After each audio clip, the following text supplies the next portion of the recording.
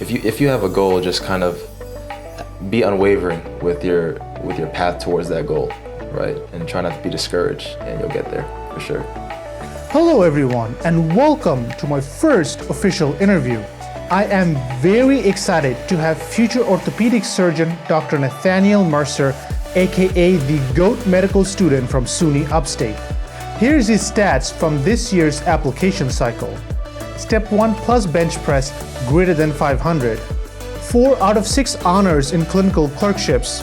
AOA, 41 PubMed index publications, 110 total publications, abstracts, and posters. Letters of recommendation from world-renowned orthopedic surgeon faculty, and most importantly, a down-to-earth personality. In this very competitive ortho application cycle, he obtained a whopping 40 residency interviews. He was able to achieve all of this and build such a robust application despite having no physician connections in his family. I sat down to talk to him about his amazing medical school journey, starting with his pre-med life and leading all the way up to his amazing match. We sat down and touched base on his study strategies, work ethic, research tips, and general life advice that pre-meds and medical students from all walks of life can follow. I strongly believe that success in medical school hinges upon 3 things: time management, resource management, and opportunity optimization. Throughout our talk, we can see how Nate's journey embodied all 3 of these principles and many more. So, without further ado, here's Nate Mercer. Love it, man. Love it. All right, dude. Nate, welcome to the show, man. Congrats on matching at, well, we don't know yet, but right here, which was obviously your top choice. We've got a lot to cover, so let's jump right into the questions. Let's do it. First, some icebreaker questions. You ready? Born ready, bro. Yeah. What's your favorite muscle group?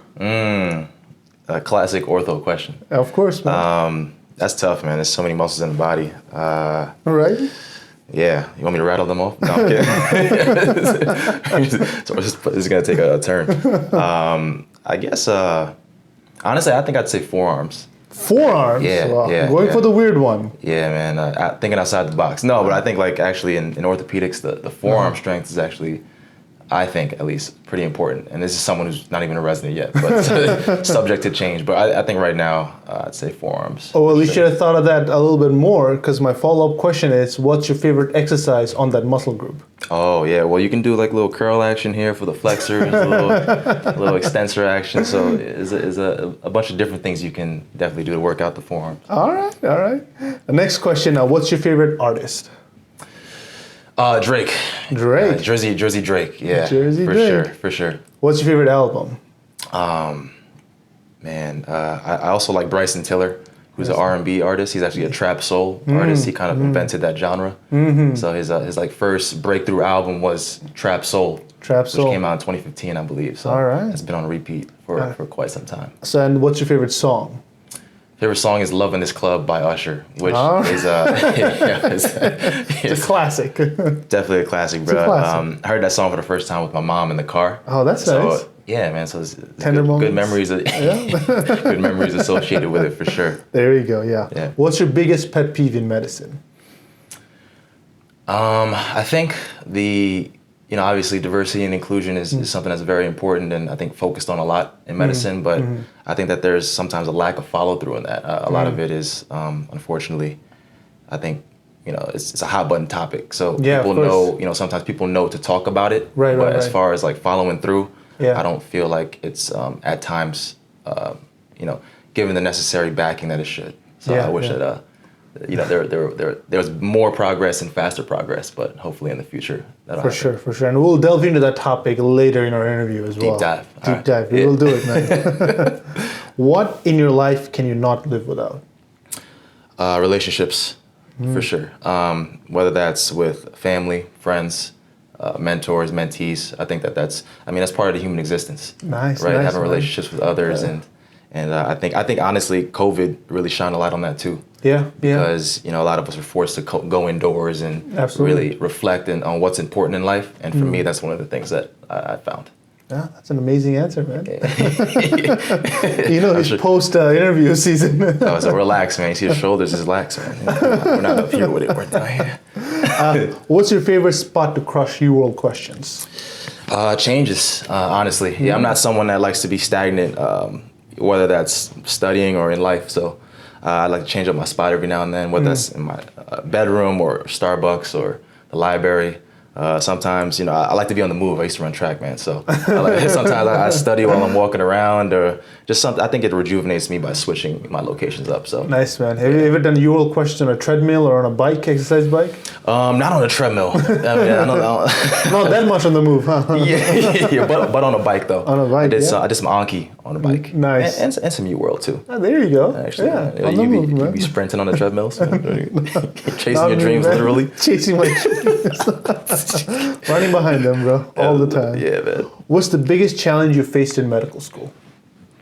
Finding a work-life balance, for sure. I think that's something that was hard for, not only me, but a lot of people. Yeah, for sure. And moving forward, I think that's going to be tough as well, because obviously, and because you're almost an attending at this point, but you have to. 5 years away, but sure. Yeah. In the grand scheme of things, Yeah, but I think that it's important to, prioritize your work, but also prioritize, like I said, the relationships, going back on that. Definitely. So that was, I think, difficult for me. Yeah. But at the same time, I think I learned how to delegate my time more effectively throughout school. Yeah. So, hopefully I carry that into residency for sure. Absolutely. And beyond. Oh, there you go, man. It doesn't stop at residency, man. You got a whole life to live. What's your proudest achievement in life? Coming in hot with the deep questions, huh? And it's supposed to be an icebreaker. Yeah, start crying. No, honestly, I'd say, after the pandemic, it obviously took a toll on people's mental health. Yeah, of course. Yeah. And for my dad, he's someone that's been through quite a lot in his life. Yeah. And as a black man, and I think in the black community, mental health is kind of stigmatized, and it's harder, particularly in that community, to seek out help in that stratosphere. Yeah. But I was proud that he started going to therapy, and that's something that I tried to encourage him to do for a long time. And because of the pandemic, relationships, like I said, became more important to me. Yeah. It shined a light on that, so I was able to finally convince him to start going to therapy, and now he continues to go. So I'm really proud of that because, that's my dad. So I want him to go to therapy and do what he needs to do to live his best life. So definitely proud of that. That was deep, dude. Yeah, no, man, we're going deep, man. We're going deep. No snorkels either, man. We got gills out here.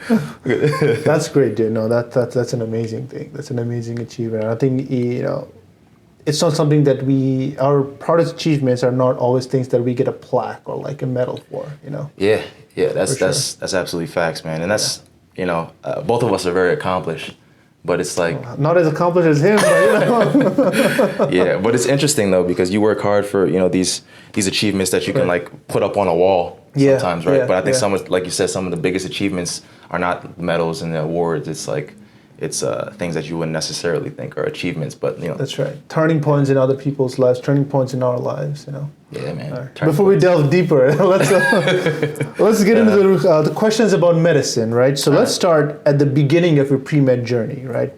Did you always know you wanted to be a doctor? No. I always wanted to be a professional athlete. Yeah, for the longest time. Ortho, huh? Right, who would have thought? More so like in high school, I'd say. Yeah. Professional athlete. But then when I started to think about a career, I wanted to actually be a nurse. Oh, wow. First, because both my parents are nurses. Oh, wow. Yeah. So I had the chance to kind of witness them. What was interesting? I never saw them come home really and have a bad day at work. Yeah. It was almost like an escape for them, which I really admired. And their escape was using medicine as a vehicle to help others. Mm-hmm. So I always noticed that, and I was like, oh, that's... people complain about their jobs all the time. So if I could do something that makes me happy and at the same time I'm helping others, that's like the best of both worlds. Yeah. So it was nursing for a while. But then actually my junior year of college, my mom passed away. Man, sorry to hear that, dude. Yeah, thanks. But that was really the turning point for me that led me into medicine. Yeah. So it wasn't until my junior year of college that I decided to pursue medicine. And no one in my family is a doctor, so it's sort of uncharted territory. So that's why I took more of a non-traditional route to get to medical school. But yeah, man. Yeah, it wasn't always. Being a doctor wasn't even on my radar, really. Yeah. No, that's so. Speaking of that, when you decided you wanted to be a physician, did you have ortho in mind or any other specialties in mind? Or did you have any specialties in mind? Yeah, when I first, it was oncology. Oncology, nice. Yeah, because my mom passed away from breast cancer. Wow. So in my mind, I was like, that's my calling. I Right, need to absolutely. go into that field because Yeah. I had that real deep personal connection to it. Yeah. But when I graduated college, I started volunteering. I was working as a nurse's aide, and then I got a research gig with an orthopedic surgeon. Mm-hmm. And he was really like my first mentor in the field of medicine. And he just so happened to be an orthopedic surgeon. So got it. he always called, what he used to call it was a happy accident. Because he could have been anything. He could have been a gynecologist. You know what I mean? Could have been anything, but he just so happened to be an orthopedic surgeon. Yeah. And that was 7 years ago. Wow. And from that point, I just remember like the first conference I went to. Yeah. The personalities, like the team atmosphere reminded me so much of sports, which I loved and was a part of so much. Absolutely, yeah. That's kind of what drew me into ortho. Yeah. And then from there, I just, met a bunch of great mentors and people in the field, and the rest is history. The rest, indeed. So speaking of loving sports, what athletics were you involved in college or even before? Yeah, so college, I ran Division I track at Syracuse University. Yeah, I was a sprinter and a hurdler. Nice. Yeah, overcoming barriers. Hurdler, overcoming hurdles. I see. Quite literally, bro. Yeah. But before that, in high school, I played football for about 12 years. Wow. I want to say, yeah. And I didn't start running track until middle school, really. And I started running track because I wanted to get faster for football, which is like my first true love. But I found success in track, and that led me to run track at Syracuse, and nice. Yeah, it was a good experience for sure. You want ready to make some enemies? What's your favorite NFL team? NFL team, man. Yeah. It's who's ever winning. No, kidding.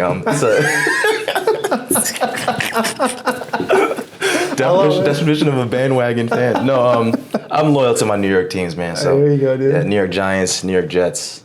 Yeah, it's kind of like a toss-up. That's a non-answer, bro. Come on, you gotta pick one. Hey, no, man. No. You love them both equally, huh?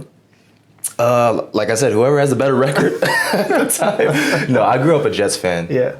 Mostly. Nice. But I still have love for the Giants. Yeah, for sure, man. But I'd say if I had to choose one, it'd be the Jets. There you go, dude. Yeah, man. There you go. Yeah. Now, other than the orthopedic surgeon you worked with, did you have any other pre-med mentors? And how did your pre-med mentors kind of solidify your decision? You said you attended conferences. You obviously got exposed to the clinical side of medicine. Did you have any other mentors? And are there any other ways they kind of helped you solidify the decision to kind of pursue medicine? Or pursue medical school in general? Yeah, and this is pre-med, right? Yeah. Honestly, I didn't really have many mentors. In college. As far as in my pursuit, I had mentors in life. But not necessarily in pre-med, like to get me into medical school. Right. So I kind of had to seek out my own mentors in that regard, which might be an issue in and of itself. But again, like I also didn't make the decision to go to medical school until like later in college. So to answer your question, it was after college I started to identify mentors, and it was that orthopedic surgeon and just networking, honestly, within the hospital. I met orthopedic surgery resident. I was out at Mount Sinai at the time, where I was a nurse's aide, and he kind of, helped me to network a little bit better. So as far as ways that they could have helped me maybe more, I don't know. I think everything happens for a reason. Like I met them at the right time.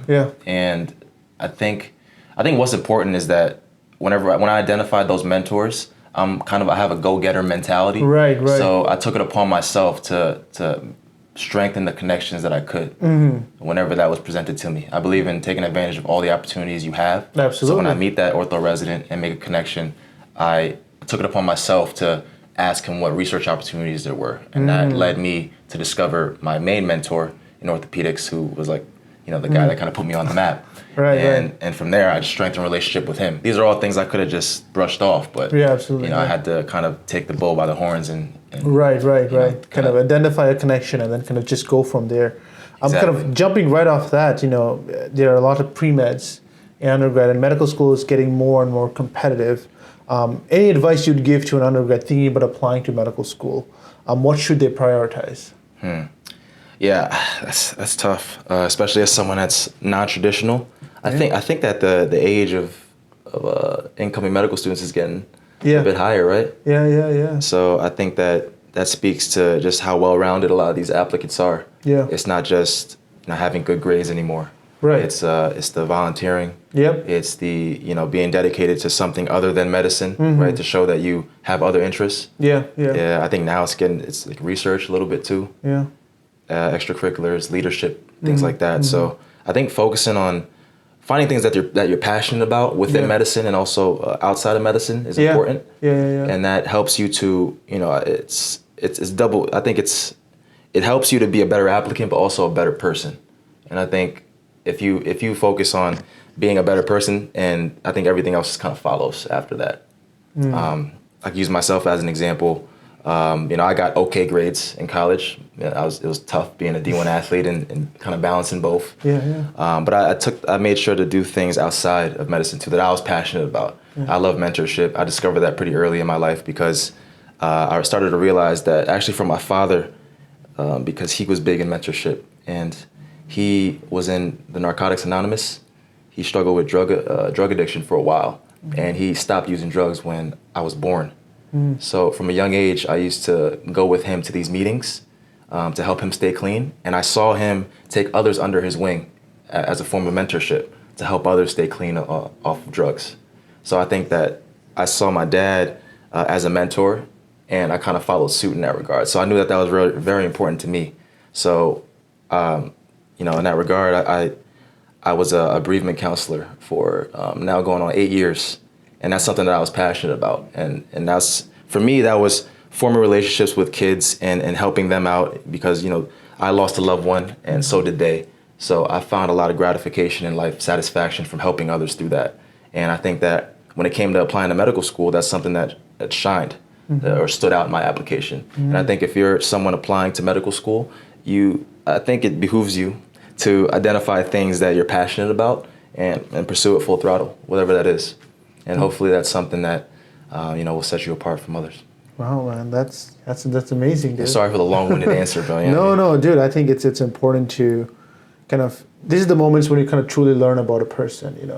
I hope that wherever you're going and wherever your PD becomes, your number one program, obviously, they get to learn this side of you. You're not just a person with like really super accomplished in research, but you're also a human being who has done many other things that, and again, achievements that you won't have a medal or a certificate to show for, but you've made a difference in other people's lives, not through medicine, but even before that. Yeah, exactly. It's important to know, man. Yeah, for sure, man. you have a calming essence. You know that?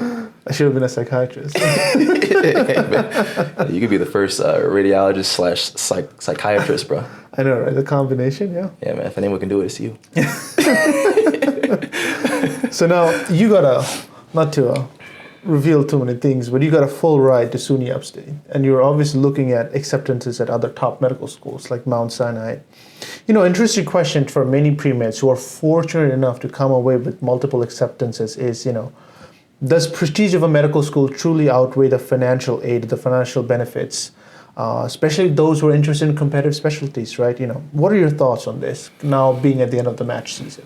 Yeah, I think, it's tough. It's a decision I wrestle with for sure because I did have I did get a full ride scholarship offer to SUNY Upstate, and I actually got accepted to my dream medical school, which was Mount Sinai. Because my mom and dad both worked at Mount Sinai as nurses, and when my mom was sick, she was hospitalized at Mount Sinai. So, and then I was a nurse's aide at Mount Sinai. So there's a history there, and it was always my dream to go to medical school there. The same place that my mom was, and it was something that I really set my heart on. And when I got accepted there, it was such a surreal moment. I was like, oh, this is like the dream. It came true. Like, I got into Mount Sinai. But then, SUNY Upstate gave me this full ride scholarship. And, It was a tough decision. Ultimately, I relied on mentors, like the same orthopedic surgeon I mentioned earlier. I asked him what he would do, and he said he'd go with the full ride. And looking back, I absolutely think that was a correct decision. Not just financially, but I think that I had enough confidence in myself too, to know that wherever I was, I'd make the most of the opportunity. And I wasn't too worried about matching into orthopedics. I thought that, when they offer you that kind of money, it's hard to turn that down. Yeah. It's hard to turn it down. But I don't think it was just about the money. I think it was having confidence in yourself that you'll be able to make the most of wherever you make the most of yourself wherever you are. And work hard. I know I trust in my mentality, and I think it worked out. No, man, for sure. However, I will say that this was with the I think now thing, because step one's going past fail. I don't know how much prestige will become more important now. Because there's just less things there's less objective criteria that residencies can look at. Right, step one is not an objective score anymore. It's pass fail. Right. So they might look at other things to differentiate candidates, like the tier of medical school. So I don't know. It's a slightly different question, I think, nowadays. But I think if I were posed with the same option now, I think I'd still choose the full ride scholarship. Yeah. No, definitely. Yeah. We're at a turning point now, and I think a lot of things will. Me personally, I think that prestigious medical school will matter more now, because again, not just as the prestige matter itself, but also the opportunities you get going to prestigious medical school. Imagine if you were at Mount Sinai, you'd have had research up, and you obviously did research at NYU. We'll kind of get into that later, but being there, you would have had access to NYU or any of the New York City schools. That's a good point. From day one, right? Yeah, that's a good point. There is something to be said about the opportunities you get at these higher tier institutions. That's a good point. So I guess at the end of the day, it's a personal decision. It's a very personal decision. Depending on what you want to go into. And some premeds don't know that, like what they want to go into. So it's a tough decision that I think it depends on the person. I agree. It's important to just have all the information that you have, and then make that decision based off of your own personal criteria. And knowing yourself too, right? You want to be comfortable when you make that decision. Ultimately, it becomes permanent, and you want to be comfortable knowing that, if you're again interested in a competitive specialty, you may have to play a little hard. Not that you won't be slacking if you go to a more prestigious school, but you may have to. You have to know what advantages and disadvantages you may have when you pick a choice. Absolutely, and I think there's also something to be said about the doors that are open for you. Sometimes I think when you go to prestigious schools, there might be more doors, or the doors are more easily opened. Whereas if you go to a lower tier score, sometimes it feels like I think you have to kick down the doors yourself, and seek out those doors, right? Yeah, absolutely. Yeah, there's a breadth of opportunities that comes with the higher tier programs, and that's something to consider also. That's right. Yeah. Now let's move on to med school itself. Let's start. Let's do it, man. Let's start with our first year. All right. Now, just in general, what is your biggest advice on approaching first year medical school? What would you say to an MS1 right now? There's so much. I think for me, and I like to mentor some MS1s and MS2s, and the biggest thing I tell them is to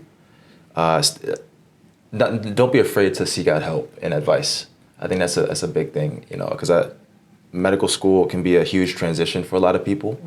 And depending on who you are, it could be quite isolating too, because there's added pressure of that competitive streak that's within you to be a high performing student, being surrounded by others, and I think that a lot of the times people don't share their struggles. So you can get very isolated into thinking that you're not good enough, or you're not doing the right things, and anxiety can really take over. So I think it's important to be able to have a larger perspective, and I think you gain that by talking to others, and more so talking to people that are older than you. So I always tell MS1s to identify a mentor, whether that's me as an MS4 or MS3, and just talk about whatever you want to talk about. Any concerns that you have, any questions that you have about studying. It's important to get different outlooks and perspectives in order to kind of ease the anxiety that you have as a student, and then kind of figuring out your own path, because not everyone is the same. Not everyone studies the same. Not everyone, certain topics don't click the same way. You know what I mean? Like, you probably looked at images and you just got it right away, right? Yeah. But, maybe someone like me, I'm like, where's the heart? But like, you know what I mean? So people have different strengths and, just people move at different paces. For sure. So kind of, I think being patient with yourself, yeah. and then also kind of just finding your own way and not giving up, obviously. I agree, man. I agree. Yeah. I think that those can be carried forward to all years of medical school, right? Being patient with yourself and really finding your own stride, knowing how you learn best, and then taking advantage of that. Speaking of learning, do you feel like medical students like MS1 should start Anki, UWorld, Boards and Beyond, First Aid, or Sketchy? As an MS1? Yeah, as an MS1. Looking back now, would you have done that? I don't know. I was never a real fan of Anki, man. So, except on the bikes, huh? Yeah, and those were even cars that I kind of made myself to kind of just switch up the monotony. You know what I mean? To break the monotony a little bit. Yeah. So whatever works for you personally, but for me, I was someone that I'm just hammer it in, just go through the lectures over and over again. Right. Repetition. Yeah. What is it? Repetition is the mother of skill? I think something like that. Yeah. And I think that's true with studying, at least for me. Just repetition. And that's something that I learned in my personal life, being an athlete, same thing. Like being running track is reps, getting reps in order to perfect whatever craft you want to perfect. And the craft can be running track or the craft can be mastering knowledge. Yeah. So that was my thing. And I think whatever resources that you feel help you the most, that's part of the process, I think, of being an M1, M2, kind of figuring that out for yourself. Yeah. Figuring out whether you're a visual learner, right? Or if you like to hear, or if you like to talk it out. For me, I like to read first and then maybe watch a video to kind of reinforce that. So I use Boards and Beyond, and I read the lectures and sometimes YouTube videos on topics that I was, not shaky on. And that worked for me. So you kind of figured out your own, you didn't take the most conventional study routes, that's what I'm hearing, right? You looked at all the topics, found your weak areas, and you just surveyed whatever resources, Boards and Beyond, YouTube, to kind of hammer those in and make sure that you know them best prior to the exam. I like it, man. Yeah. So, in terms of research opportunities, right? Yeah. You obviously get involved heavily in research. Would you recommend first-year medical students get involved in research? And if so, what is the best way to go? I would recommend it, especially if you know that you want to go into a competitive specialty. I would definitely recommend that as much as you can handle too. I don't know, you already have enough pressure as is adjusting to medical school. So I would say it's important to first get secure footing within your academics, because you don't want that to you don't want to sacrifice your academics for research, because you want that to be an added bonus, right? Right. And as far as seeking it out, I'd first seek it out within your own institution. Let's say you wanted to go into orthopedics and your home program has an orthopedics department. I would try to establish a relationship with whoever the program director is or the chair. Usually they're pretty open to meeting with medical students that are younger in their development, especially if they're interested in that field. So I develop a mentor that way, and then seek out opportunities by asking said chair or PD, and also cold emailing attendings in the department as well, at your home institution. Or just finding ways to seek out research within your home institution first, because that's your closest proximity to that.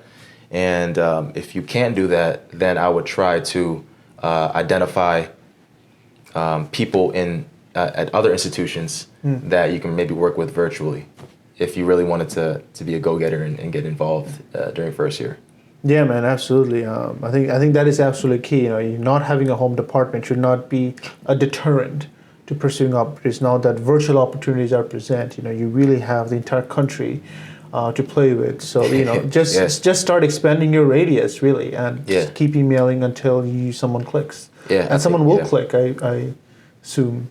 Yeah, I think one thing that I would do is, social media is so powerful these days. Yeah. And I saw you on Twitter. But, That's how we found each other. this is a match made in heaven.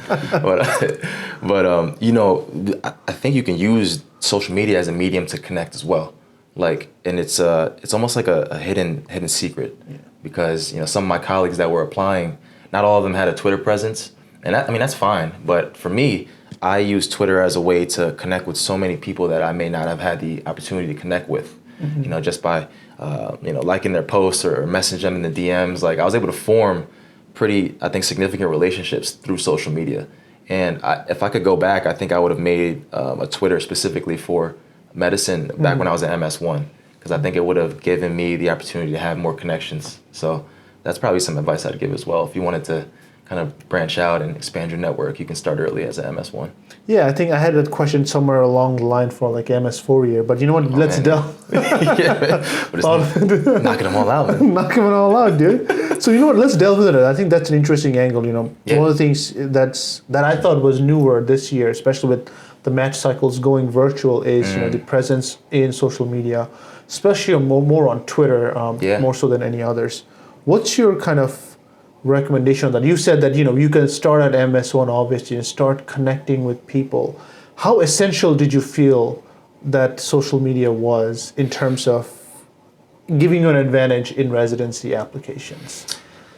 I think that it definitely was an added bonus. Yeah. I don't think that it tipped the needle in any major way. It was just like sprinkles on top. Right. But I will say that it helped me connect with a few residents at programs that I ended up getting interviews at, which is pretty interesting. It's tough to say how much of an impact those interactions made in me getting those interviews. Right. But I will say that if all else, it just helped me to connect with people within the field. Yeah. And networking is so important, because you never know, down the road, how important that relationship might be. And like I said earlier, I think relationships are so important. Absolutely, man. So I think if anything else, it just helped to establish relationships with others. And like I said, I don't know how much it played as far as my success in getting residency interviews, but I don't think it hurt for sure. So I guess the bottom line is, you may not have, or you may not actually discover the direct benefit of it now, but later on you will certainly reap the seeds that you sow. Yeah. When you interact with people on Twitter, especially professionally. Yeah, I think so. I think for me, of course, I made the Twitter at first because I felt like it would help me the end goal was to help me get into residency, right? Right, absolutely. But now that I think the paradigm has kind of shifted, now I'm happy I made that Twitter, because younger students kind of use it as a means to reach out to me now. Yeah. So the roles have kind of switched. Yeah. And that's what I'm passionate about, like helping mentees and people that, just have questions about going into the field. So now the roles have switched, where I was that person seeking advice, but now I'm so happy to be able to give advice to others. And Twitter is a means for people to reach out to me. So it's definitely, it's cool to see that evolution. Yeah. So that is definitely a good avenue for at least MS1s, to reach out, find mentors, find research opportunities. Definitely. Yeah. I was just talking to a student the other day, and I encouraged him to reach out to an attending that I knew that had a big Twitter presence, because I knew that attending might be receptive to working on research virtually. So that's an example of how you can use that to network and get opportunities. So there you absolutely. Go. Yeah. So MS1s, get your Twitter page, man. Get your professional Twitter page. Let's put it that way. Yeah. Don't have Osfar curate the page, man. Or maybe not. He might put something in the Maybe not. So did you shadow any other subspecialists in medical school? Shadow? Especially as an MS1? No, actually. No. That's set on ortho, huh? Day one? It's pretty set on ortho from the jump. I knew that was like the top of my list. Right. There were obviously other... I did keep my mind open to a certain extent, but like ortho was something that I definitely felt. Now, would you recommend MS1s to kind of shadow subspecialists widely, to cast a wide net, especially those who don't know what they're going in MS1? Yeah, for sure. Yeah, just to figure out what they want to do, especially if they don't know what they want to do. Yeah. I would say shadow. If you have even an inkling that might be something for you, and especially if it's competitive too, I think it's nice to kind of get ahead of the curve in that regard and, identify it early so that you can like tailor your application to that specialty. Extracurricular activities, research is a big one. Yeah. Or are you involved in any other extracurricular activities? In medical school. In medical school. First and second year, because third year, we didn't have time. I did during third year actually, but first and second year, I was involved in a lot of like school groups, I guess, like interest groups. Yeah. Whenever there's an opportunity to like kind of volunteer on the weekend doing something, right. I try to do that. But I still maintain my, being a bereavement counselor. Yeah. It's one of my long commitments that I had, which I would encourage too if you're, a medical student and you had some of those commitments prior to medical school. I think I'd encourage like trying to maintain those. Yeah. Especially if it's something like, I said earlier, you're passionate about. Yeah, absolutely. I don't think you should sacrifice some of those things to, excel in medical school. I think actually it helped me excel in medical school. Yeah. Keeping those commitments because it kept me grounded, and I think it helped me maintain a perspective that life is bigger than just medicine. Right? Yeah. There's a whole world outside there. Absolutely, man. I think one of the things I think many medical students think about is how many extracurricular activities do I get involved in, and do I get involved in something purely to improve my application? What do you think about that?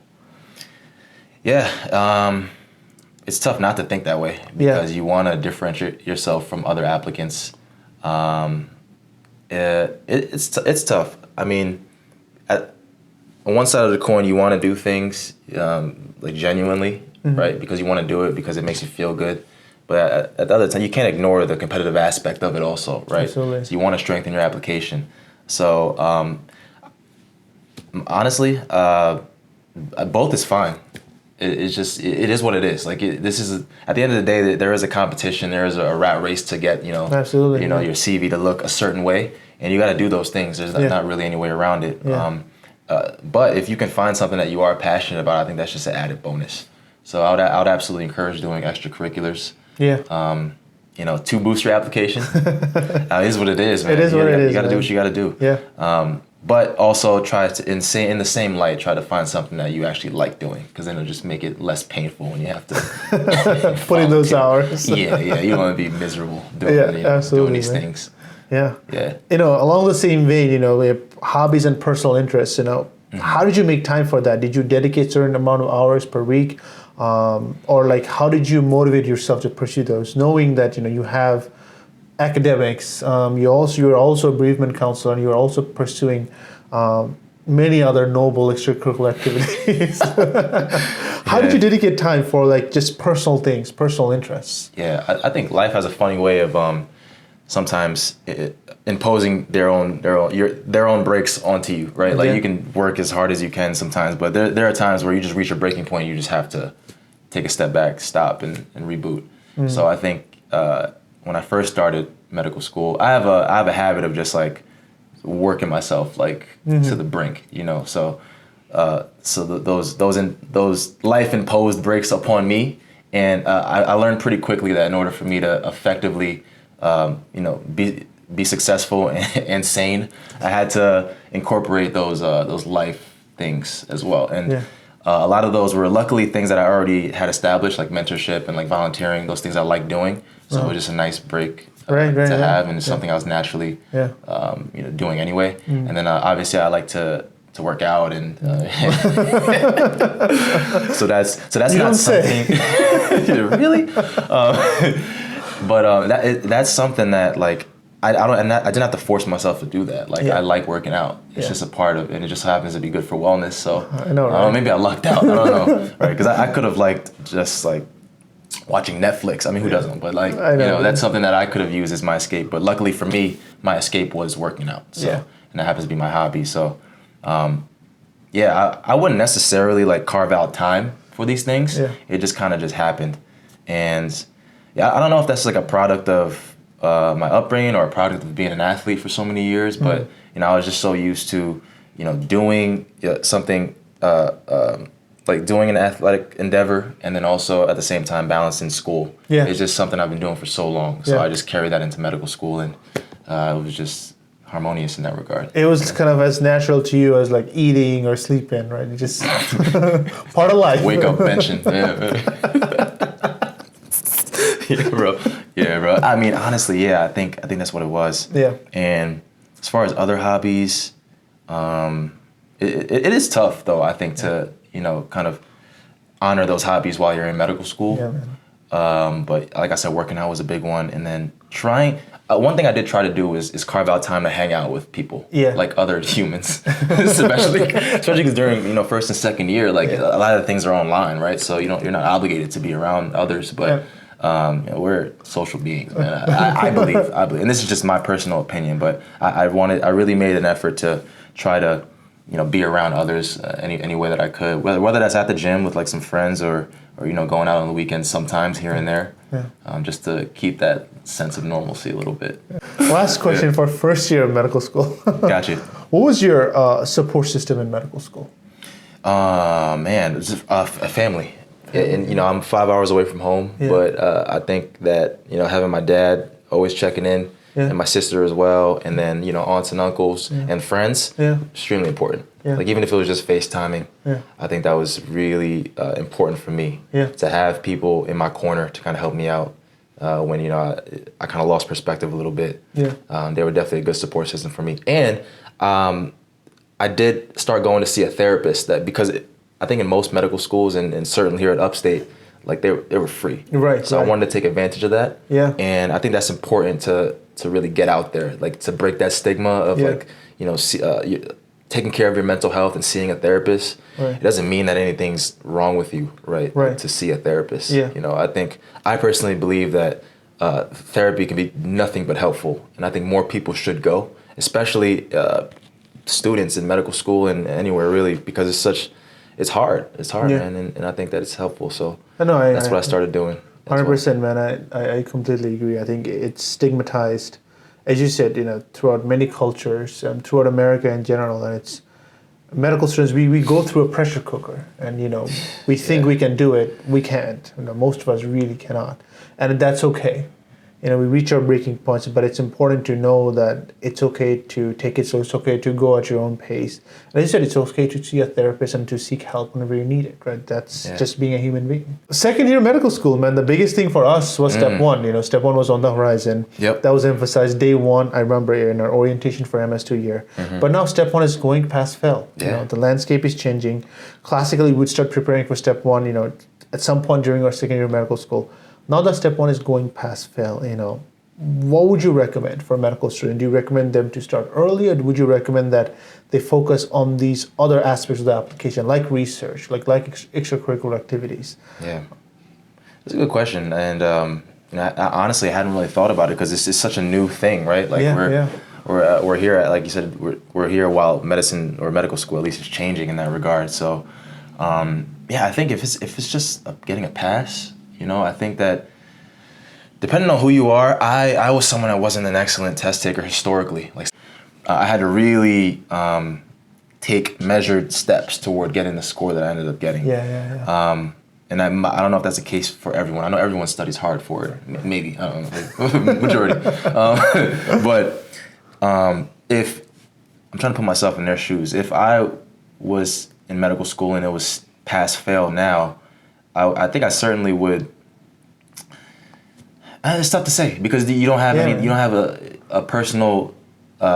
Your vantage point is just step one. You don't have the luxury of experience knowing like what it was like to study and get a score back. Right. Like that doesn't really change your perspective. Like, as you're still a medical student, you still want to do well on step. So I think I don't know if much would change. I don't know if I would put more into outside endeavors. Got it. Personally, but giving advice to these students now, I think they would have some wiggle room to do some more research or other things to strengthen their application since it is pass fail. Yeah.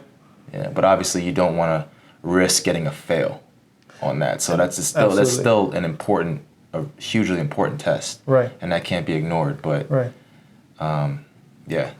it's definitely different for sure because it was like you said, it was so big for us, like to get that score. Right. Especially this guy. He has 1 standard deviation above me, guys, and I did well. Let's just put it out there. We used a lot of resources for step 1, right? Yep. What would you recommend medical students now, like, to use for step 1? How many Q banks did you use? What other resources did you use? Yeah. So I kind of did the UFAP thing, I would say. Well, not kind of. Was it? You did it. Yeah. It was UWorld, first aid, pathoma, right? Yeah. Yeah, those are staples, and then Sketchy. Those are the biggest things. But like I alluded to earlier, I'm not historically an excellent test taker, and I knew that going in. You got to have some self-awareness in that regard. So the advice that I got from a current orthopedic resident at the time was to just hammer practice questions. And again, repetition is the mother of skill, right? So I started maybe in December, so about 6 months out, actually September, about 8 months out from my test, just hammering Q banks, hammering questions. And I wanted to get 10,000 questions in before, 10,000 questions. yeah, because the 10,000 hour rule. Oh, there you go. That's made the 10,000 question. Yeah, so I wanted to get 10,000. That was my goal, to do 10,000 questions before sitting for the exam. So in order to do that, I had to start pretty early. So I used the USMLE RX question bank, Kaplan question bank, UWorld, and Ambos. You completed those question banks. I actually didn't complete any of them, believe it or not. But the aggregate, I ended up doing a little over 10,000 questions.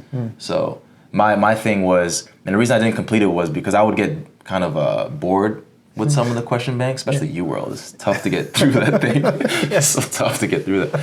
So whenever I needed a break or just to switch up to break the monotony, I would go to another question bank. And just as long as I was doing questions and exposing myself to the material and learning how to answer these questions, I identified it as a win.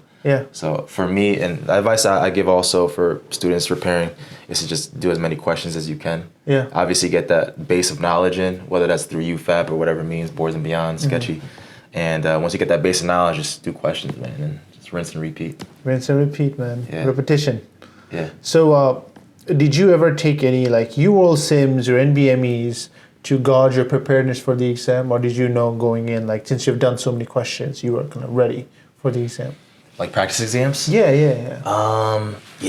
Like I did. I think my first practice exam was in March.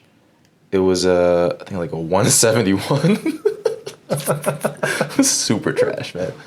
But yeah, you got to have a baseline, right? You got to be. I think it was important for me to be able to track my trajectory and have an idea of where I was headed. So after some time, it obviously increased over time. I tried to do as many practice questions and tests as I could also. Wow. So I did all the MBMEs. I did the both UWorld exams, and I want to say, and some of the old forms too. Yeah, I just tried to get my hands on as many exams as I could, and preferentially like MBME exams, because I knew that those were the test writers, So, and UWorld, because I felt like they kind of were very thorough with their questions and their explanations. So, yeah, definitely as many questions as I could and as many practice tests as I could. That was like my motto. So, like, after you got that 171, right? How did you modify your kind of preparation style, or did you like start doing more questions? What did you do? Yeah, so I thoroughly reviewed that test, because I wanted to first identify if it was a knowledge gap or if it was something wrong that I was doing in terms of like how my approach in answering questions. I wanted to identify exactly why I got that score. It was both. So I started to identify weak areas. And that's what I did after every exam. Like, okay, what are my weak areas? And then I would like make it a point to make sure that content was strong. So I'd go and review that, whether that's in pathoma, Sketchy, first aid, and then just keep hammering questions. So it was almost a trust the process type of thing. But then at the same time, it was like identify weaknesses and target that as well at the same time. So makes sense, man. Kind of to a very personal and targeted approach. And this will be different for different medical students, right? And that's the important part. There is no one. I mean, yes, the basics. The part and parcel, the UFAP's rule is the basic, but that's not your end all be all goal for your step prep, any step prep, really, step 1, 2, or 3, you have to have your personal targeted approach. Absolutely. To be successful in these exams. All right, man. Now, step 1 was the biggest thing for us. Did you have time for any? You said you pursued the bereavement counseling and everything else. I kept doing that. Did you pursue any other extracurricular activities like research in your second year? Research. So between first and second year, I did a research fellowship at HSS, a hospital for special surgery in New York City.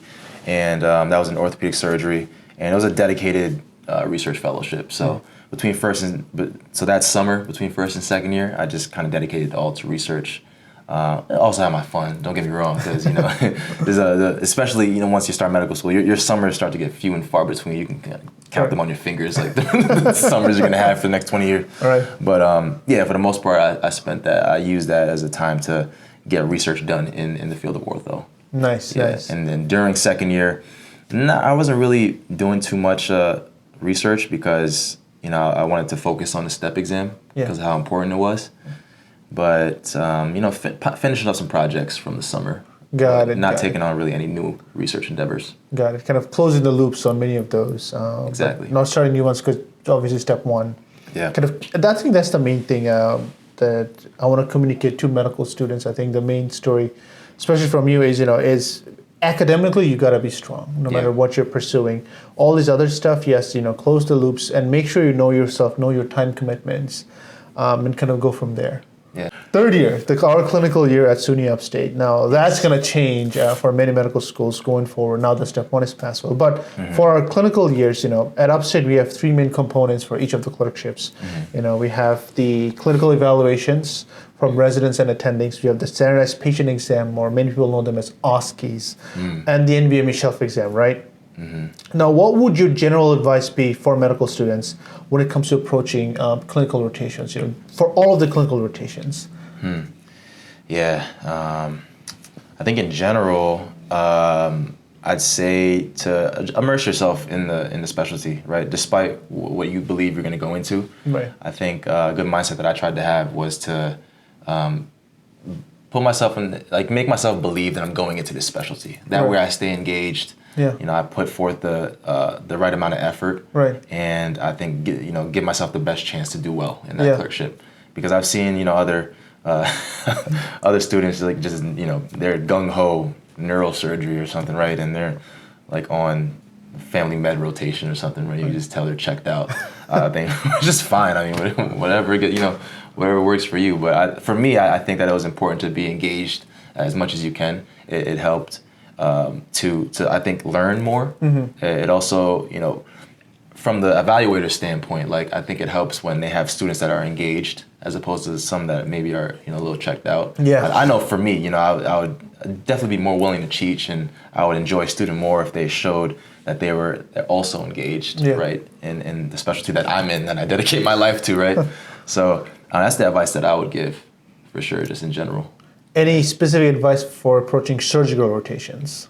Oh, yes. I think that surgery is this special beast. I think that you have to show initiative, and I guess in two ways. As someone that is interested in surgery, I think that you should try to go the extra mile every time, as much as you can, and get there early. And I'm talking for myself, what I felt was the best way to succeed. I wanted to be the first one there, and always be seen, but also not get in the way. But I always wanted to. I think I wanted to put myself in the best position to succeed, and by doing that is just showing up early, staying late, that type of thing. Just showing dedication to the field, and it's tough, but. As someone that's not interested in surgery, again, I think just putting yourself in the mindset of, saying, okay, I'm not going to be a surgeon, but I'm going to be a surgeon for this 5 weeks or whatever, 6 weeks, and immersing yourself that way. Yeah, I think helping out, man. I think being on the other side as a resident who's evaluating medical students, engagement, yes, number one, and number two, being helpful. And in every rotation, medical students can be helpful in many different ways, right? In internal medicine, we're consulting multiple specialties. sometimes they put in the recommendations. If you're a medical student following a patient, follow up on those recommendations. And if we haven't acted on it as residents, alert us and say, hey, neurology put in this recommendation. They said to start this drug. Maybe we should do it. Yeah. And that really helps us out. In general surgery, I'm someone who was not interested in general surgery. But again, I found ways to be helpful in the clinic, helpful in kind of knowing the patients beforehand, and seeing how else I could help the surgeons in any That's ways. Good tips. Yeah, definitely being helpful will get you in a good standing with everyone. Absolutely, yeah. That's definitely a good tip. Yeah. And I think also establishing and setting and understanding expectations as well. Yeah. So I think that's extremely important because you want to go in there and obviously meet those expectations, hopefully exceed them. But in order to do that, you have to know them, right? Yeah. So you can't go in there and as part of showing initiative and being engaged, starting the clerkship and talking to the resident, whoever you're with or the attending and asking them what is expected of you and making sure you do those things and even more, right? Yeah. I think that's important as well. Yeah. I mean, speaking of that, I think you're someone who has achieved a lot of honors, clinical honors. And what would you recommend medical students, how can they go above and beyond to get those clinical honors? So some of the things that I can think of is, calling consults, right? Writing hospital course and discharge summaries, updating patients. But in your mind, what are some general ways students can strive for those honors? Yeah, it's tough too, because I think sometimes there's some subjectivity that gets injected into some of these evaluation things, right? So definitely those things you mentioned are good. Those are things that you can do no matter what. I think that as far as the things that are within your control is, for clinical evaluations, like I said, we kind of covered that, I think, already. Always being helpful, establishing expectations, immersing yourself in that field. For the standardized patient, at our school, there's some subjectivity involved, obviously, but I guess, trying to find time to study, outside. That was probably the most challenging thing for me is, giving my all day in and day out, on the wards and in the hospital and then having to come home and it's like part two, I gotta study now, right? But that was a discipline that I had to instill upon myself. And I think that was helpful for me. The rotations I got honors in were the rotations where I went into the hospital or clinic and, I worked hard there and then I found the wherewithal to also study on my own when I got back home. So that when I established that discipline, that's when I saw the most success in my clinical evaluation, standardized patients, and the shelf exam. I see. Yeah. So I think finding a way to kind of find that balance really is the best way to success. Yeah, man. I think, as you said, you won't have that regimented schedule that you may prepare for yourself in your preclinical years where, lecture attendance may or may not be required, right? In our clinical years, you have to be in the wards. The times are variable depending on what rotation you're on, and even what attending you're with, but you still have to study for the shelves, right? And finding the time really and putting it in to study. In terms of resources for shelf studying, anything besides UWorld that you use to study for the shelves? I would use the case. I forgot what they're called. Right? I'll put it in. Case files. Case files. Yeah, case files. I would use case files for each specialty, and they'll kind of go case by case. And it was bread and butter things that you would see a lot within that specialty. So it helped to. I found those especially helpful in the beginning when I was just starting that specific rotation because like I said, they had all the bread and butter things. So it was like a nice introduction into that specialty. So I'd read that more so in the beginning, and then also UWorld, hammer those, and then the practice shelf exams as well. And one thing that I did during these rotations was, even me, someone who I consider to be a good self-motivator as far as studying on my own and stuff, it was really extremely difficult. So what helped me was finding someone that kept me accountable. So I would study with a friend on the weekends. We'd go up to school and we'd do UWorld questions together, just in the presence of one another to keep each other accountable. So that wasn't, over bicep curls all day. So having that level of accountability was extremely helpful for me. I especially remember that during my psychiatry rotation. We would just go, on the weekends and we would just hammer UWorld questions. And it was a way to get through UWorld, because I think it's tough to get through all the UWorld questions during your rotation while also, allocating so much time to being in the hospital. All right. So for me, it was helpful to just kind of have that person with me. Like kind of having an accountability buddy, someone who's just as motivated as you are. Exactly. You didn't need that. You had all the motivation yourself. Self-motivation, bro. Me and my mirror image. When's the book coming out, man? When is your book coming out, bro? Right after yours. It's a sequel. The book is going to be about reading your book and being successful. Who's going to write the foreword? You would, obviously. Oh, okay. The big boss man himself. Cool, man. What is a good way to get on residents' nerves? What are some good ways? Things that you want to avoid when you're a third-year medical student? Yeah, you don't want to show up a resident. That's one big thing. If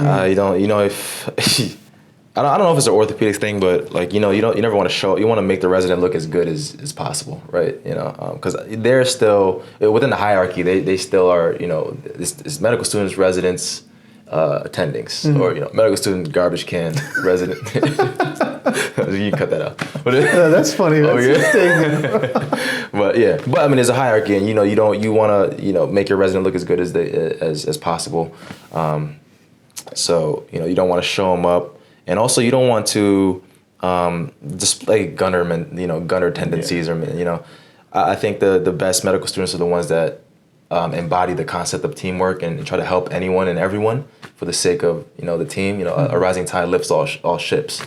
So I think it's important to have that teamwork mentality, not I got to get ahead of you no matter what type of thing. Right. I don't think that serves anyone well, including that person. Mm-hmm.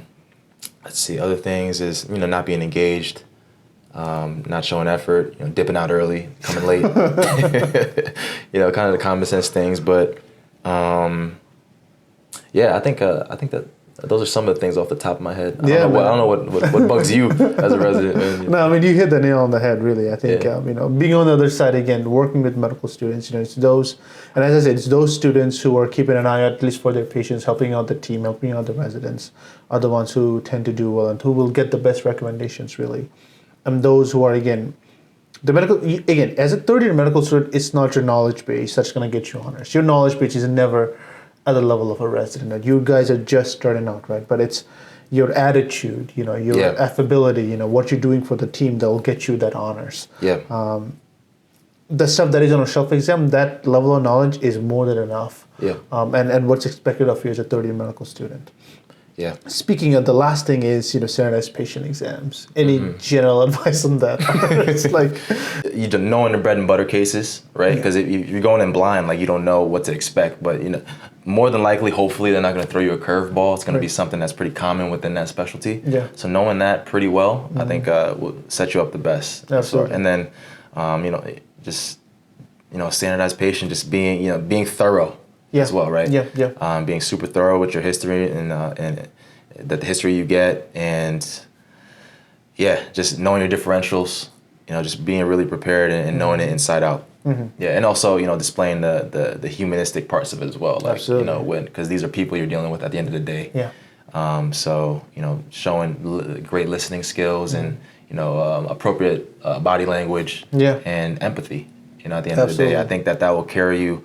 Maybe in real life for sure, sometimes more so than the knowledge, just being a human being relating to someone else and really taking that as a priority. Yeah. And I think being fast with the physical exams, right? I think that's also important. Being thorough, but at the same time being fast. Yeah, there's a balance for sure. Yeah. And if it's they're coming in with a broken ankle, you don't have to look in their ears. Or maybe, I don't know. Appropriate physical exams, right? Yeah. Exactly, yeah. So moving on, you took a research year, man, between your third year of medical school and fourth year. Let's kind of talk about that, When did you decide to take a research year? And when do you recommend a medical student to take a research year? Does it necessarily have to be between third and fourth year? Can it be earlier? Yeah. So as far as when I decided to do it, it was a little interesting situation for me because it was around the time that COVID popped up. Yeah. So for me, I didn't really know how COVID would affect application cycles moving forward. It was an unknown, and for me that was scary. I didn't know what no one knew what it was going to be like, right? Was it going to be more difficult for me to get into residency? I don't know. I felt like I was at the mercy of the unknown, but I wanted to take life into my own hands and do something that I knew would be beneficial no matter what, right? So I didn't want to address the unknown. I wanted to make sure I did the research here and did something surefire, like a surefire thing to help me get into residency. So that was the main decision that drove me to do a research year. So did I need it necessarily? Probably not. But I think that looking back, it was probably the best thing I could have done for my career in orthopedics during our research year.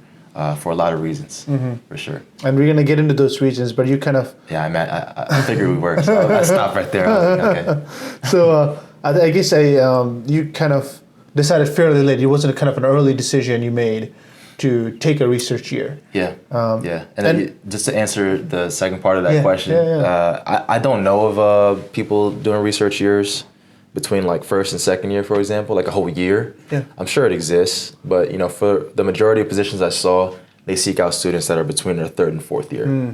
Okay, okay. So that would be, I would say so. That would be the optimal kind of time. I think so. Yeah. To do a research year, especially if you're switching specialties, for example, you're thinking of a more competitive specialty that requires a lot of research, and if you don't have that kind of research, it's definitely, I would say, can be something to think about. Yeah, absolutely. Now, what was a day in the life like during your research year, and how many days did you work?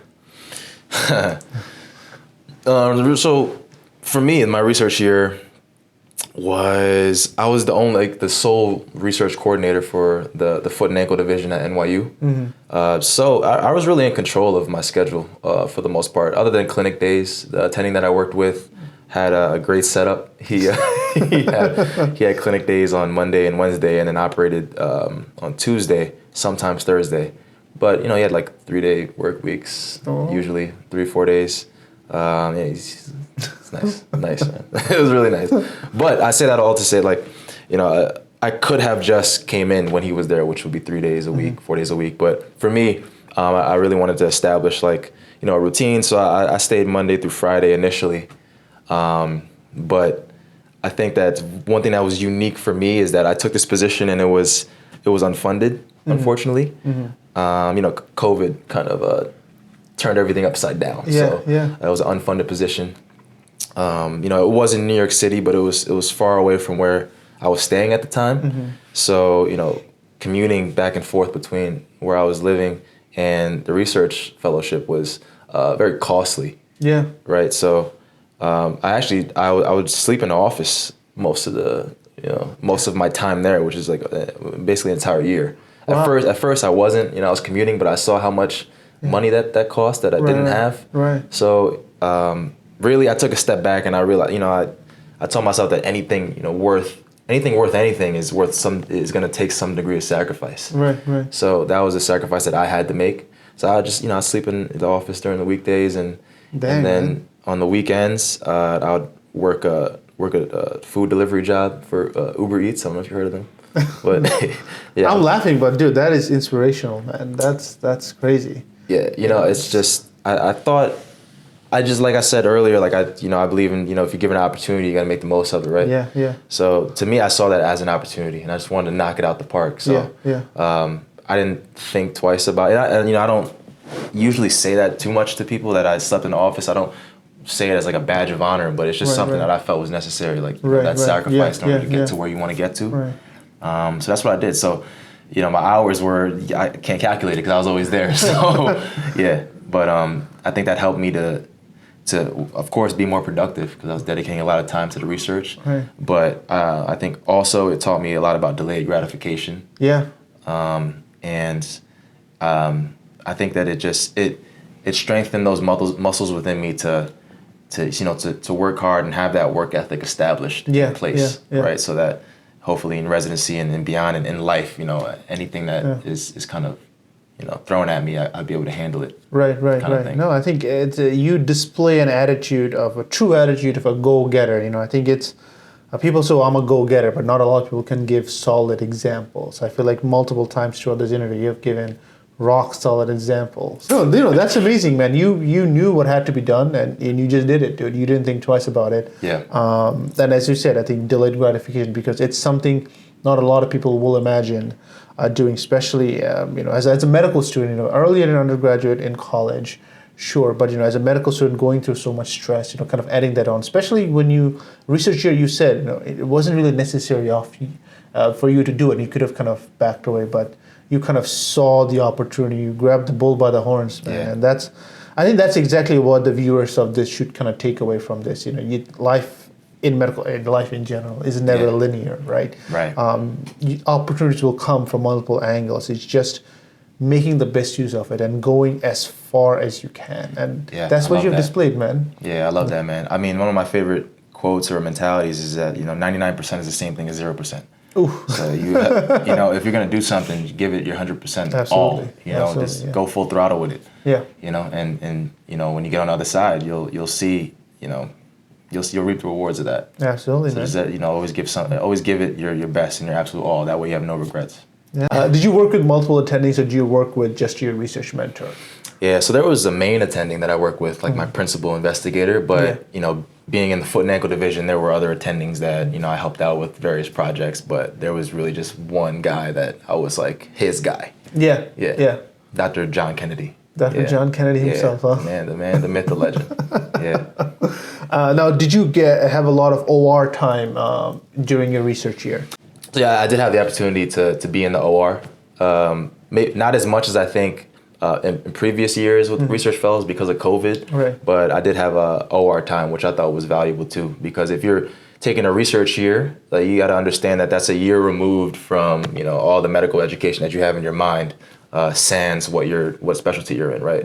And also a year removed of being in the OR and just being in the hospital type of thing. So I think it was valuable to still get that exposure, still know what it felt like to scrub in, still remember what it feels like to be in that sterile environment, so that it's not contaminating everything you bump into. Getting yelled at by the scrub techs. Yeah. Although not for your case, because. Oh no, I've definitely been yelled at a few times. I've contaminated a few things, man. It's par for the course. Par for the course, man. Yeah. Now, were you able to attend any conferences? In your case, virtually or even live? Yeah. And if so, did you approach residents and other attendees during those conferences? How did you connect with them? Yeah. So I did do virtual conferences because of COVID. Yeah. And as far as connecting with different people during my research year, it was. That's definitely something I think that I did really well. Because everything was virtual, different program directors and attendings would have like Instagram live sessions or open houses and things like that. I'd make it a point to attend those and try to connect with them offline. Yeah. And I think I established a few relationships with PDs throughout my research year, not just at NYU. And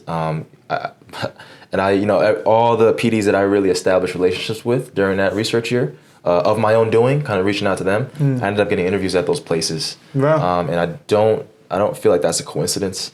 Right. I feel like that was kind of something that I did that helped my cause when it came to applying to those programs. Right. But, so in terms of did you kind of message them on Twitter or Instagram, or did you kind of ask questions during conference? I'm just wondering, what would your advice be in terms of connecting with them when you're at such a conference? Yeah. So getting their email I think is a good way to go. It's professional enough, right? And they give that out freely, as opposed to maybe DMing them, which is a little bit advanced. It's a little bit. It's a lot. It can be, but email is always a good start. Yeah. And if you meet people at a conference, and networking is obviously huge at a conference, I would definitely encourage, talking to as many people as possible, getting their emails and then connecting with them afterwards. Not immediately afterwards, maybe, give it some time to simmer, but a few days after, say, it was a pleasure to meet you. I'd love to work with you on such and such, or we talked about this and that, right? To jog their memory and use that as a springboard to, maintain that connection, strengthen that connection, and hopefully it will lead you to other opportunities. All right. That's the game of networking. There we go. 101, networking 101. Yeah. Yes. Fourth year. Now we're in fourth year, step 2 CK residency application. Oh man, here we go. Oh man, here we go. Uh-oh. All right, so now you're back at Upstate, right? First, let's get the big boy out of the way. Step 2 CK. Yeah. When did you take CK? Sorry. Last week? Kind of, but I took it about 2.5 weeks ago. All right. Yeah. So I'm assuming you took it late because you had a stellar step 1 score, stellar application otherwise, and it wouldn't have added significantly to your application. Yeah. Now, step 1 going pass fail, what would you recommend to surgical applicants or applicants applying to competitive specialties? Would you recommend that they apply with the step score? Yeah, absolutely. Yeah. Absolutely. No questions about it. There's no question. Yeah. Yeah, you have to get that step 2 score in there, especially because it's just something that can separate you from the rest. Right. It's an opportunity to make your application stand out. You got to knock step 2 out the park. I think whatever the things that applied for step 1, I think it just shifts to step 2 now. Personally. Yeah. And if you were doing a research year, I think I would strongly advise doing a step 2 before you do the research year, because you don't want to be a year removed from all that information, all that clinical information that was in your head, so fresh. That's right. You don't remember any of it after research year. Take it from me. Yeah. So while it's fresh in your mind, I'd take step 2 as soon as possible. Ideally, after your last rotation, clinical rotation is done. Take some time to study and knock step 2 out the park. Absolutely, man. Yeah. I haven't heard any PD say something otherwise. Yeah. Especially those in competitive specialties. Exactly. Having a score, a stellar score, is supremely important. Yeah, and I've had inside information actually from some program directors saying that they're not even, step 1 is not even on the radar anymore. Right. It's assumed that you're going to pass it, right? So they're focusing now to step 2 scores. And I don't know what that means for applicants that have a step 1 score currently and a step 2 score as well. Right. I don't know if they're just going to completely ignore the step 1 score. I don't know if it helps if you killed step 1 or if it hurts you if you didn't. But I think that the main takeaway is that step 2 is going to be obviously the emphasis moving forward. Yeah. What resources did you use to study for step 2 CK? First aid and UWorld. All right, man. Next question. Basics. Yeah, no, literally just first aid, UWorld. I listened to the Divine podcast. Yeah. Yep. Just kind of as a passive way to get the information in. Because for me, I was removed from the material for a while, so it wasn't like I had to really relearn a lot of things. I just had to re-remember it. Yeah. So just getting those things back in my mind, oh yeah, that's what that is. That's what Turner syndrome is. What is it? The hygroma or whatever? The neck, web neck? The cystic hygroma, yeah. Look at this guy, man. The cystic hygroma, man. It's a beast. Did you take any practice exams, much like step 1? Yes, I did. I took all of the available MBMEs and both the UWorld assessments. Nice. Yeah. So again, it's kind of the same game plan, really. Do as many questions as you can. But this time, you didn't kind of go for the AMBOSS or some of the other Q banks. I did here and there. I did AMBOSS when I got tired of UWorld, that kind of thing. Okay. So actually, pretty similar game plan to step 1, just abbreviated. Yeah. Got it. And how long did you study? How long was you dedicated? And how long did you study in general? Man, so I really didn't start studying until it was tough because I was kind of studying during interview season a little bit, but interviews kind of took priority over that, so I didn't really start studying until my last interview almost. Right. So really, my series dedicated time was about 2 weeks. Wow. Yeah. Well, did you feel that step 2 CK is more challenging than step 1? I don't actually. I felt step 2 was a little bit easier for me. Things clicked more. I feel like with step 1 is a lot of remembering like sometimes basic sciencey stuff and whereas step 2 was more like the clinical stuff, the stuff that we enjoyed learning, right? So it was kind of easier to apply that, at least for me. And I think being able to also apply that in the clinical context, I think it helps solidify some of those concepts in my mind. Yeah. So it's easier to answer those questions. Yeah, man. I don't know if you feel the same way. You know what?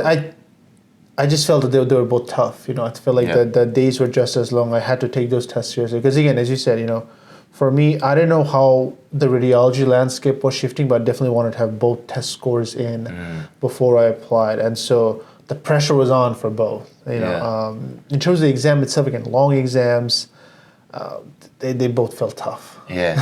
So for radiology, like, is it common for people to apply without a Step 2 score? Or No. was it? Or It was not actually. It's people applied with both.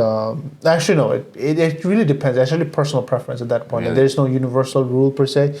But in some of my other clerkships, I heard that they really waited for the complete package, like Step 1 and Step 2 CK score before kind of considering the applicant for ranking. And I didn't want to kind of take that chance. I wanted to have the complete package in when I got invited for the interview. Which is why personally I felt that it was important for me to get the Step 2 CK score in. But I've heard plenty of other applicants only had a Step 1 score in, and that was good enough for them to get the invite. Yeah. But right now, it's with Step 1 pass fail. I think both of us. It's changed now. Yeah, it's definitely a different ball game, Yeah. man. Because I think a lot of programs that I interviewed at, their rank lists were solidified immediately after an interview, and Wow. that would mean that they ranked me and other applicants without having a Step 2 score. So Right. that's how much they valued that. And when they look at that Step 1, they didn't think you're going to drop like 30 points. Yeah. And if you did, they're like, yeah, whatever. Got news for them. No, I'm playing.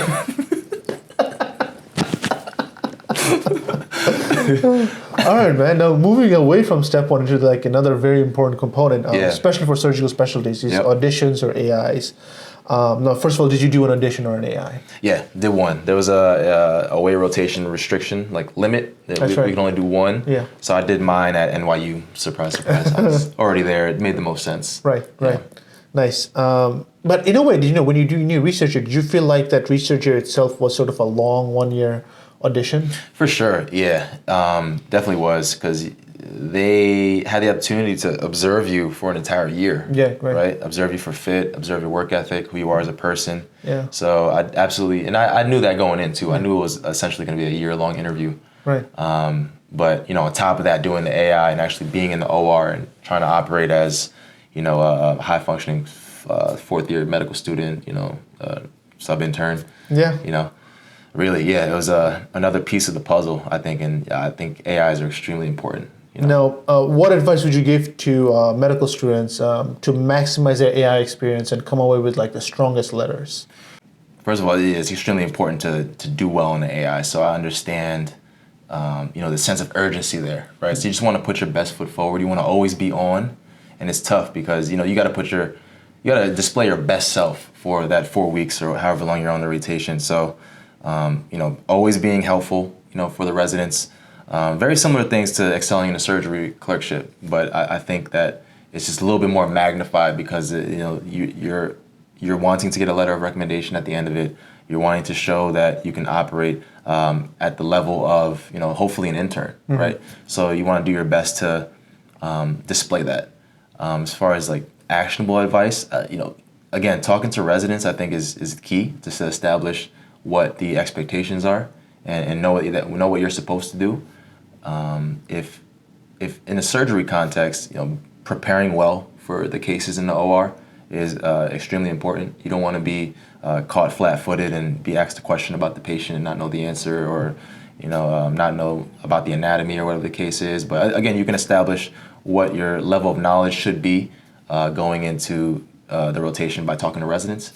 Because I do think it's a little bit different. I think as a fourth year on the AI, you are expected to have a certain knowledge base, and your knowledge should be a little bit more advanced than it was as a third year, and it's expected that it is. So it's important to really be prepared in that regard, and be prepared also to just dedicate a lot of time, right? You're acting as if you're a resident there, so you're going to be working resident hours, sometimes more than a resident. Yeah. And I think that's a necessary evil. You got to do that. Absolutely. Yeah. So like I said, I'd try to be the first one there and the last one to leave. Yeah, for sure. And when it comes to asking for letters, first of all, did you ask your letter writers face-to-face, via phone, via email? What would you recommend? I think face-to-face is ideal, for sure.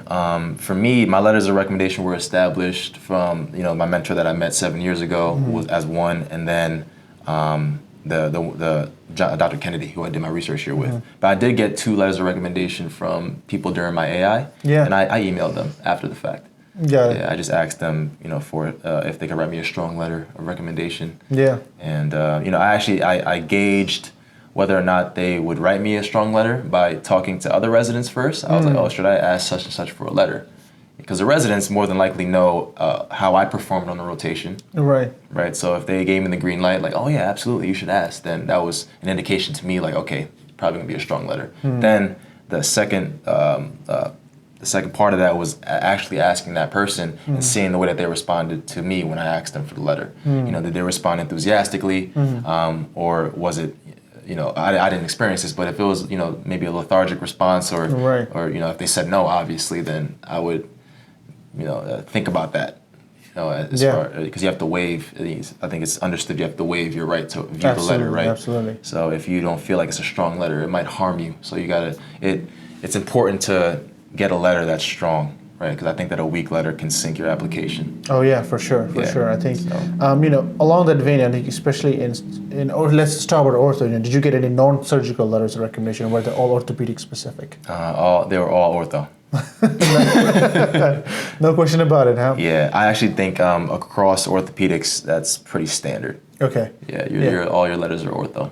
Definitely, yeah. I think for radiology, they expect clinical letters actually more than radiology letters. I think the bottom line is it's field specific. You know your field. Yeah. If for radiology, like if you get more than 2 letters from radiologists, it's a little bit weird. They actually expect you to get more clinical than radiology letters, because you know you're not really doing much in a reading room besides just observing residents. That's a good point. Yeah. They want to know how well you perform clinically. Yeah. So they want clinical letters more than radiology letters. Yeah, that makes sense. Yeah.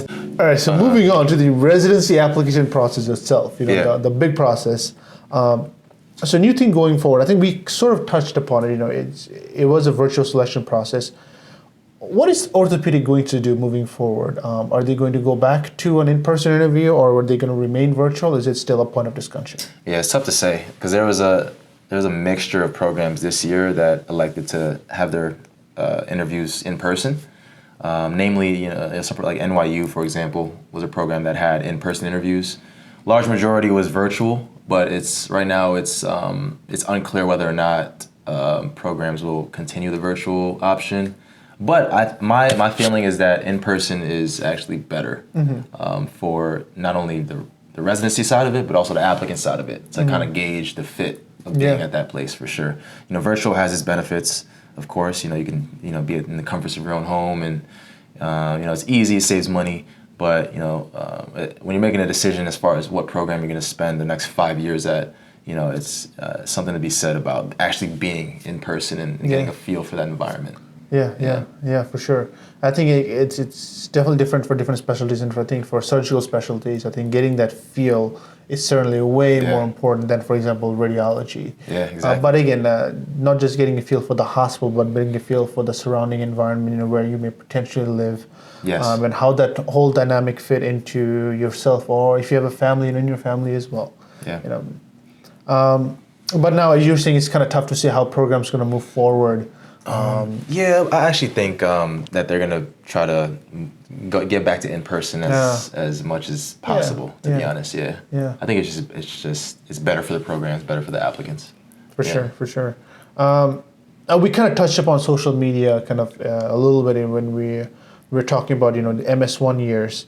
Now, how about this in terms of getting kind of feedback on your application?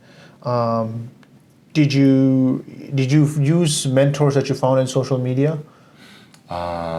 Yes, I did. Yeah, I would, because oftentimes when I would reach out to connect, you know, they would agree, and then they'd ask me to send over my CV.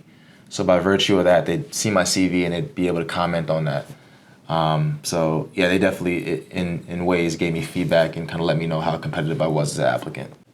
I think on that same line, you know, in terms of application in general, you know, how long did it take you to write your personal statement? And is personal statement something that is super important in orthopedics?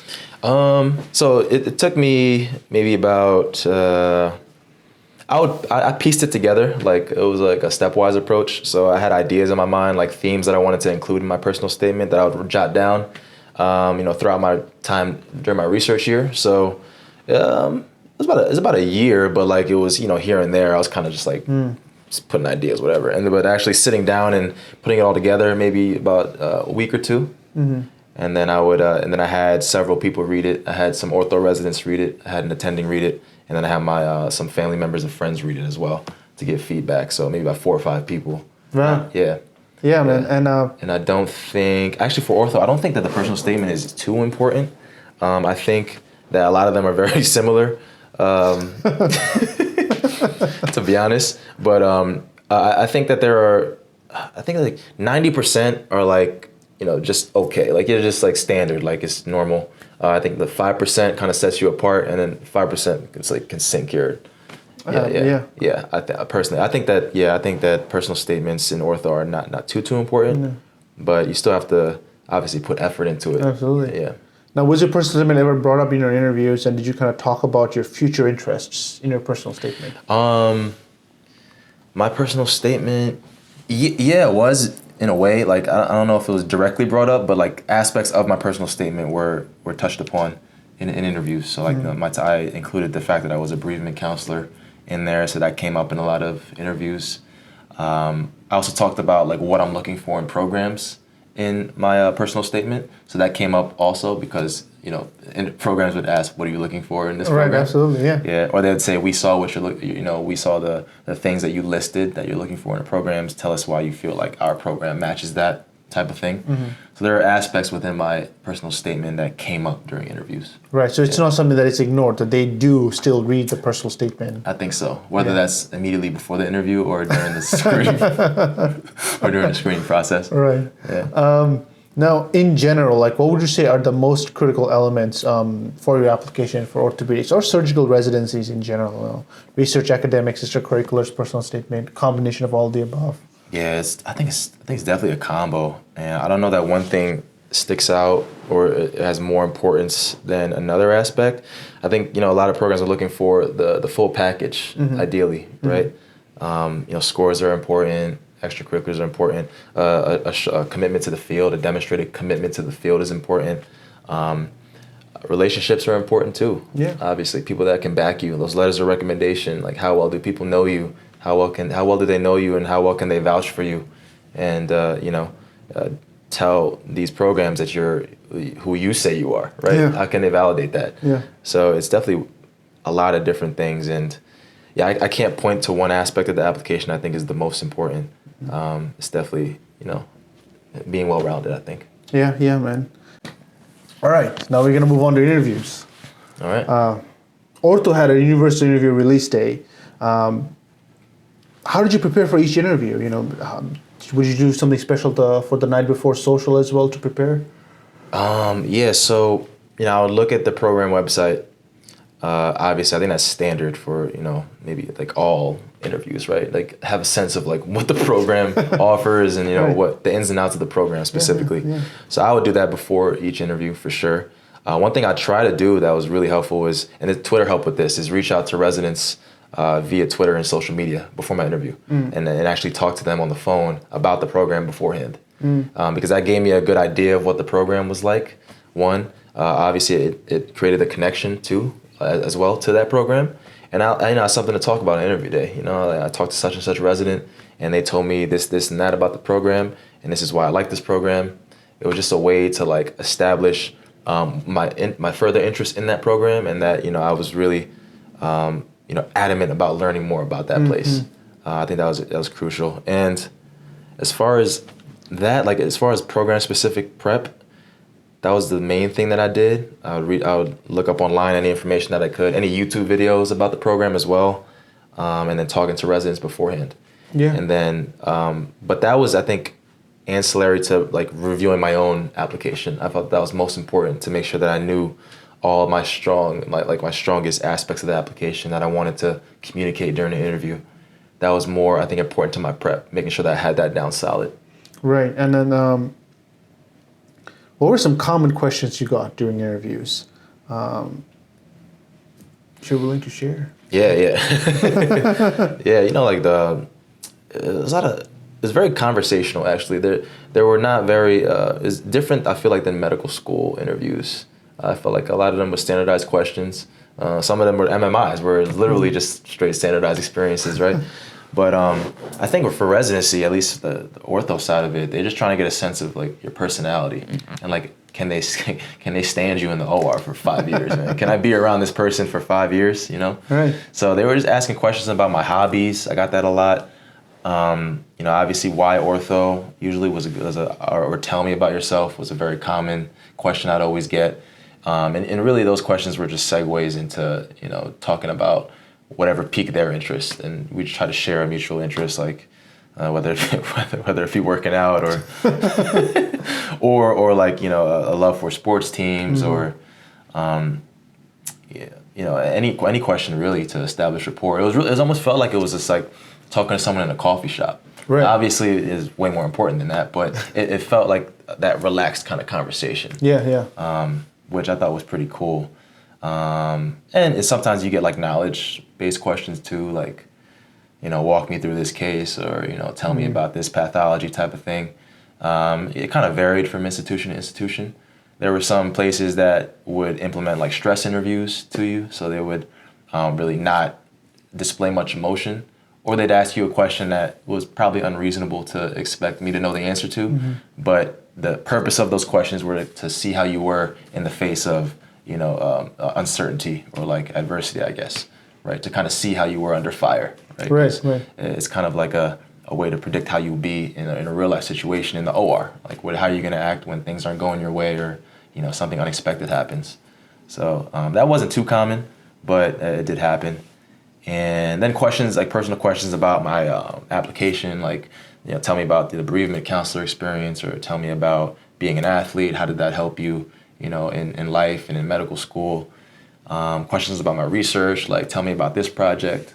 That I did research in foot and ankle, obviously, but I also did research in other aspects of ortho. So depending on who was interviewing me, they might have had a vested interest in something specific that I did research-wise. So I had to know all my research back and front, because you never know, you know, why this person really likes bunions or something. Like, you should always be prepared, right, to answer those questions. And also, I think a lot of I forgot what they call these, like the social, like how you would be in like a social situation. Like, tell me about a time when. Yes. Or you tell me about a time you handled conflict. Right. Yeah, or tell me about a time that you were a leader. Yeah. Those type of things. So like those questions were ones that I got, I think, pretty frequently. And I'd use like the STAR method to answer those questions, you know, like the STAR, like the acronym STAR, like the situation, the task, like the action, and then the result. So I'd frame like all my responses that way. Oh. Yeah. Something I learned. Yeah. Post interview, a year later. Yeah. You were just winging it during the interview. Just natural charisma just took you, huh? No, I was just winging it, man. Just hoping and praying something clicked. Yeah. No. How did you tackle illegal questions? I actually didn't. Honestly, I didn't get too many illegal questions. I'm trying to think. I think they're not supposed to ask you where else you interviewed at. Yeah. Or where you did your away rotation, I guess. But I just told them. I don't. I think, you know, if I was given, you know, if they were asking maybe more personal or more difficult, like, right, you know, illegal like questions. Like a marriage status, for example. Yeah, something like that. I think I would tell them that I use humor a lot, so I probably would have tried to use the humor route first to get out of it, to kind of deflect from that situation, because it is still an interview, and it is still like you want to go to that program, right? You want to put your best foot forward, and you don't want to be adversarial.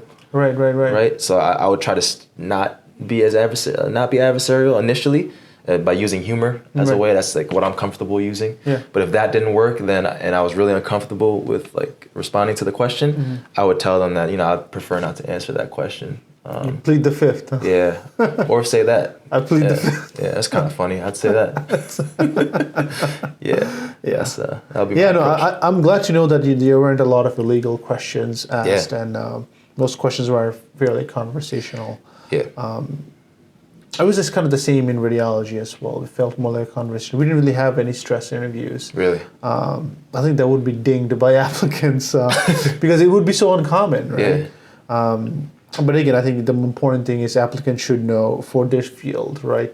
If you're going to a field that asks more stress questions, definitely be prepared for that. Yeah. I'm just wondering, man, like how common is it to reach out to residents prior to interview with the intention of learning about kind of a program? Is it more common in your field in radiology?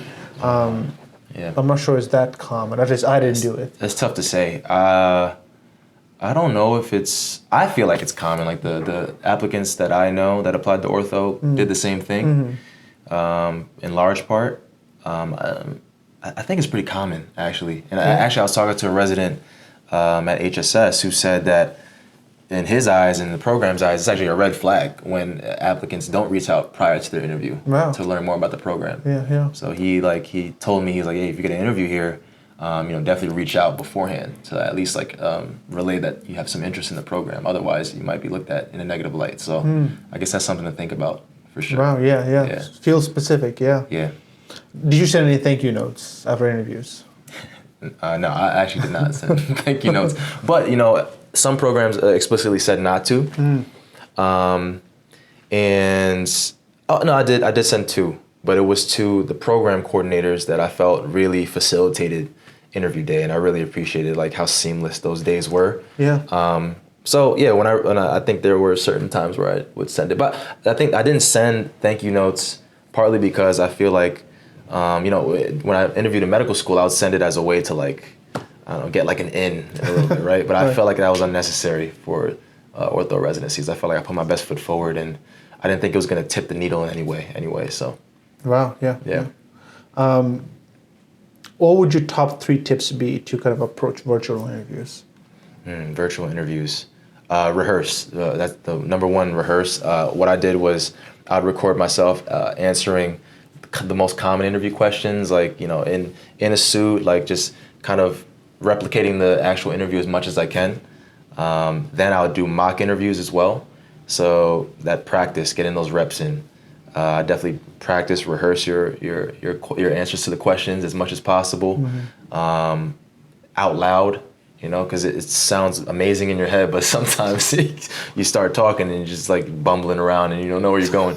so definitely practicing out loud, practicing with people that I think are objective, right? So it's good to practice with friends, but I reached out to someone on Twitter, actually, an attending, and he agreed to do a mock interview with me. And he didn't know anything about me, really, other than my Twitter handle. And I did a mock interview with him, and I think that went very well. He gave some good feedback. So I think that gave me confidence going into interviews that, okay, I'm well rehearsed. I know my information here. And I think more importantly than answering those interview questions is knowing your application front and back. Extremely crucial. You got to know yourself. You got to know what you did. Got to be able to talk about it intelligently and concisely. Yeah. And that's again where the practice comes in. And then I think lastly is putting yourself in the best position to come across as best as you can. So making sure that your background is good, that you're presentable, that you have a high energy, right? That you look like you want to be there, right? You look like you did your research into getting to know that program, and I think you gotta sell a dream to these programs. I mean, you gotta convince them that you're that guy for the program or girl. And you do that by prepping. You know the program inside out, and you align. I think a good tip is to, you can usually find core values specific to programs that they have or display on websites, and see if you can align some of those values with some of your qualities, and be able to communicate that during an interview, so that these programs are like, oh yeah, this person fits here, man. He's the person, yeah. Yeah, he's the person for us. So you got to do a little homework, and you got to be prepared for sure. Yeah. And now, if you feel comfortable sharing, what are some things you saw during your interviews that you tell future applicants to avoid? Headsets. No, I'm kidding. No. I'd see sometimes in open forums during interview day, there would be some applicants that would almost come across overbearing, right? They would ask a question and not let other applicants have the opportunity to ask questions. I think that made them not look as good. It wasn't a good look for them, right? So being respectful of other applicants, and I think not being a tryhard. Just sometimes but honestly, just being respectful. I think, and not trying to outshine other applicants openly, Right. I mean, obviously there is a competitive aspect to it, but you know that you come across as a gunner, I think. Yeah. So, yeah, that's what I can think of right now. As far I didn't get a chance to like see other applicants interview, so it's hard for me to comment on that. But yeah, just being prepared, knowing your application, and and staying calm under pressure too. Yeah. I think you wanna at least, if all else fails, you want to give the impression that you're not like crumbling within yourself during the interview. Cool, calm, collected is always a good look. Absolutely, man. And I think, one thing you got to realize is all these other applicants are just as qualified as you to be at that program. So trying to outshine them will only cast a negative light on you. Beautifully said. Beautifully said, man. Yeah, man. From the best. Yeah, Any tips for the night before social? Oh, social. Yeah. I think go into it with the mindset of learning more about the program, but also I would treat the social as an extended part of the interview as well, right? You don't want to go in there like drunk off your mind, like where they say, oh yeah, you come with a beverage and you're out here taking shots of tequila. You want to you want to go there, still be professional, right? Come prepared with questions. I had a list of about 30 questions that I had just ready at the tip of, at the drop of a hat. Yeah. That I can ask residents or ask attendings. And there were questions that, the questions were there because I wanted to, show interest in these programs by having questions ready. And also these are questions that I can use to standardize, based off the responses that I got, standardize, the responses from these programs and kind of trying to identify like what would be the best fit for me. Yeah. So I would have pre-prepared questions for sure. And speaking of questions, what were some of your favorite questions to ask during interviews? Yeah, I'd asked a lot about diversity and asked about, I really wanted to get into the nitty gritty of like what these programs were doing to, ensure diversity and inclusion within their program. Yeah. And I would ask for specific things that they were doing, right? Because you get a lot of these kind of generalities when you ask these questions, right? So I think using the word, what specific things are you doing, would always kind of like get them into the mindset of, okay, I have to tell them that we're doing this pipeline program to increase diversity, or we have a diversity committee that meets such and such, or whatever. But like something that I wanted to know, like the meat and potatoes of like what they were actually doing, right? So that was a good question that I would always ask. And then I think sometimes when you talk to people and you want to get them talking about themselves, then that's a good like psychological tactic and a good conversational tactic as well, because people want to feel like they're heard and valued as a person, right? Share their own experiences. So I'd ask attending sometimes like what's your favorite aspect of what you do on a daily basis, and that was something that they would like to answer, and you could tell when people like are enjoying. They're like, oh yeah, well I really like to operate on this patient population because I see their positive outcomes and blah blah blah. And I'd ask residents too, like what's been their favorite aspect of residency so far, like what are some of the highlighted moments of residency for you this far, and they'd and also it's a positive question too. It's not like tell me about your worst day ever in residency, and then just like a dark cloud just comes over them. They associate you with darkness. Like you just it's a pronged approach, and it's a good question to ask too, because for sure. if they give you like an answer and you're just like, wow, that was your happiest moment. Yeah, I ate a donut the other day. Wow, dude. Your happiest moment in residency, but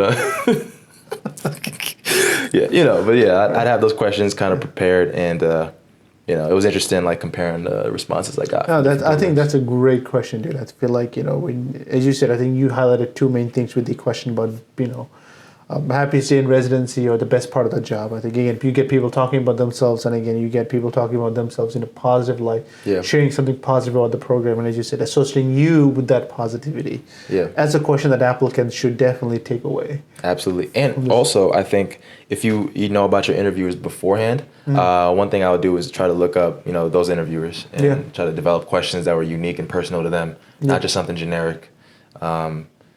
Like, for example, I interviewed with this orthopedic surgeon who did interesting research in cartilage restoration. And I brought that up during the interview. They always ask you, like, oh, what questions do you have for me? So I asked him, I was like, I did cartilage restoration research. I saw you do this specific, it's called the Macy. It's called a Macy procedure. I was like, and then I would ask him, like, I said, I read this article. And then I would ask him, like, oh, how do you envision these results, the results you got from this article, how do you envision that affecting the field of orthopedics moving forward? Like a really thought-provoking question. Right, you know right, what I mean? right, Not just like,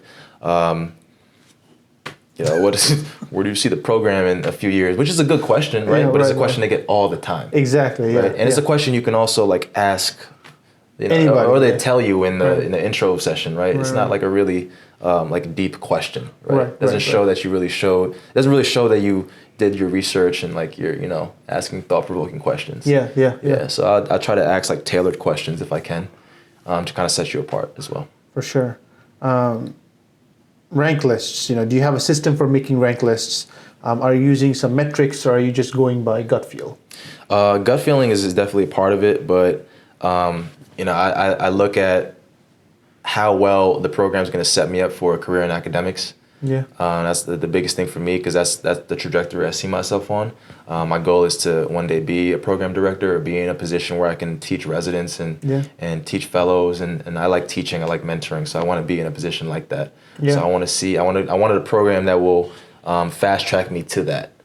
So that's one thing I look for. I looked for diversity in the faculty, in the residents, and also what initiative what the track record was, and what the initiative for the future was in these programs for ensuring diversity and inclusion. Yeah.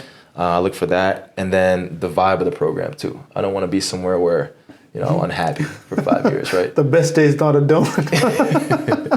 Yeah, precisely. Yeah, so definitely the vibes of the program, and those are the main things. And then reputation, obviously, from reaching out and talking to residents, people that graduated already. Yeah. You can get an idea of what programs are known as maybe malignant or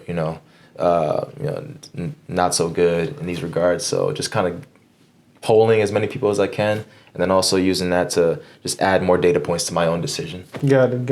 Yeah. So it's kind of a combination of both the gut feeling and like these specific Yeah. metrics. Yeah.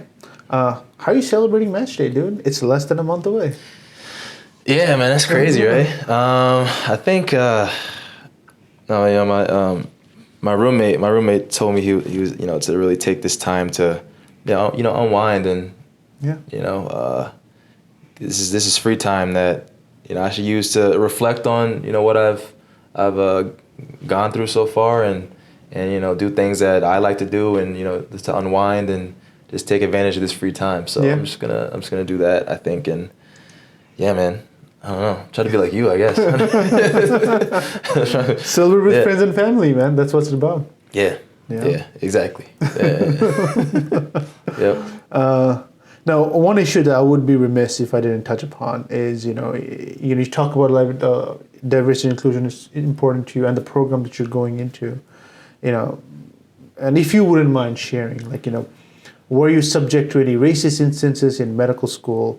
And if so, what advice would you have for people of color to kind of tackle those issues? Yeah, I'm pretty lucky that I haven't had any specific overt instances of racism. I'm sure there's millions of microaggressions that get that all the time. But as far as specific instances that I can pinpoint, not really. Not in medical school, at least. When I was a nurse's aide, I did. Yeah. But advice for a student that encounters that is, it's a tough situation, obviously, and it could be traumatic, and it can ignite feelings of not being worthy enough, or an imposter syndrome, or feelings of not belonging there, for sure. So I think it's important to not ignore that, right? Because I think when you experience a situation like that, where your race is something that's targeted, it can put you in a negative headspace. I think it's important to accept the feelings that come with it. Yeah. Right? Yeah. Identify people that can help you work through that as well, so that you're not affected by it too negatively, and use it, I think, as fuel to keep pushing forward and making yourself a success story, right? As far as in that moment, it's tough because it depends the context. Because if you're a medical student, it's hard to kind of stand up for yourself in that regard. You would hope that a resident or an attending or something will kind of step in and say something. That's my hope, at least. I don't know if that doesn't happen. That's a tough situation. I don't envy that at all. But if unfortunately you're the one that has to speak up on your own behalf and no one's going to step into that situation, I think, just regular conflict resolution tips, identifying what the conflict is, why it bothered you, and try to come to some kind of agreement with the person or whatever that said that to you. Yeah. Is a way to go. But it's tough. Definitely, man. And then, but on a serious note, as a future chair or program director, how would you change diversity and inclusion, moving forward if you were the chair? Yeah, I think it can be tackled in a few different ways. I think one way that I don't see it addressed in a lot of ways is identifying people when they're younger, because when I'm a big brother in the Big Brothers Big Sisters program, and I have little brothers that are 10, 11, 12 years old, and I noticed a lot of the times that medicine, much less orthopedics, is not even on their radar. Right. So, and that's, I think, because lack of mentorship, lack of seeing that as a possibility. I think that plays a huge part, right? Because if they're lucky enough, or if they're given the right opportunity to actually reach the level of medical school, by the time they get to that point, still ortho might not be on their radar, and it might be, in some regards, not possible, right? They just don't know. So I think identifying these people at a young age, whether that's through pipeline programs, mentorship programs, is I think the best way to actually really increase the number of diverse people in school, and that's a huge concerted effort. I try to hopefully implement programs and deploy troops to be able to do that, and me do that myself as well. And also collaborate with other, minority orthopedic surgeons in the field, and hopefully make it a collaborative effort where it's not just a local thing, but hopefully nationwide, and we can target various places across the country and increase the numbers that way. And I think as far as in the immediate term, me being a diverse person myself, being a Black man, I think that in and of itself is going to give me that perspective to be able to identify people that I think can thrive and become orthopedic surgeons. And hopefully, that's a small drop in the pond, but I think I can help, from a personal standpoint, increase the diversity in the field as well. Yeah, no, for sure, man. I think one of the things, I volunteered in high school, STEP and C-STEP program. I think one of the things that I noticed was, and even in Upstate at our own medical school, we have started a lot of pipeline programs, initiatives, but again, you can't just take someone from college and drop them in medical school and say, hey, you're ready, let's go. As you kind of hit the nail on the head. You have to identify them earlier, and you have to start preparing them earlier as well. Exactly. So it's a stepwise approach, right? You can't just take a giant leap forward. You got to start slow and go slow as well. And I think that's a point that is missed by a lot of medical schools. Starting a pipeline program, I would say, is an easier fix than identifying students earlier. Having a concerted effort to identify students earlier and kind of preparing them slowly but surely. Exactly. Yeah. So when you're president of the United States, I wasn't born here, man. But when you become the president and you change the laws and allow me to succeed you, perfect, man. You got it, boss. All right, man. We are at the end of our interview, bro. Any last tips or wisdom or words of wisdom or malice do you want to leave the audience with? Yeah. It's like I said earlier, anything worthwhile is going to take a certain degree of sacrifice. And I think you also need to be aware that failures are going to happen. In fact, I was told one time to seek out failures more, be more willing to fail, because that's how you know that you're heading in the right direction, right? So I think keeping that in mind and being kind to yourself and realizing that it's not going to be, like you said before, a linear path, and just staying consistent. And if you have a goal, just being if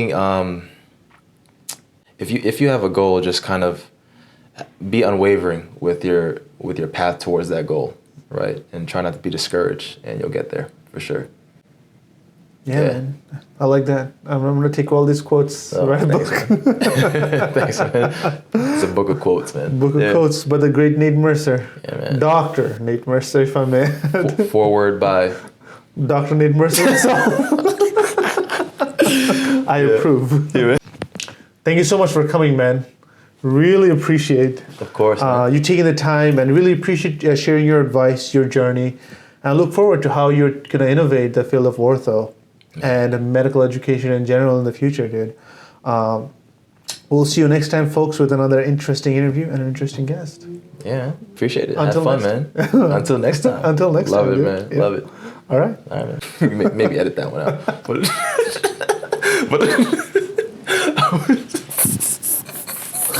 Bloopers. yeah, right. Yeah, I would. No. Is that what you did? Nah, dude. I did the more conventional. Right? Yeah, you fapped or what is You it? you fapped it, yeah. You what fapped it? It's gonna be bloopers. Okay, cool. Bloopers. Yeah, man. Cool. Absolutely, man. Absolutely. I think, Yeah. and along the same vein, I think even if it's not a competitive, something like PM&R, where we don't really get a lot of exposure, or in medical school or during our third or clinical years. I would actually recommend. I always recommend my mentees to shadow those specialties as well, to see if you jive. Or I recommend. It's a good word. I like that, man. I recommend my mentees to shadow those specialties that you don't kind of delve into in your third year of medical school or during your clinical years, to figure out if you fit into those early on. Again, to form connections, and to kind of move forward. Yeah, that's excellent advice, man. Yeah.